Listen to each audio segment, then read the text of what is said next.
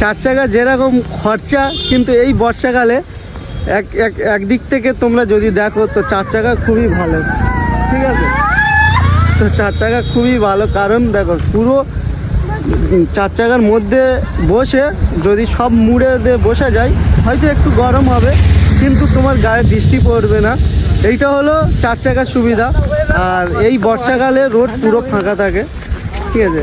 তো রাস্তা পুরো ফাঁকা থাকে, আর আমার ভিডিওটা ছুটে ছুটে যাচ্ছে, যে বলছে যে দাদা ভিডিও করে।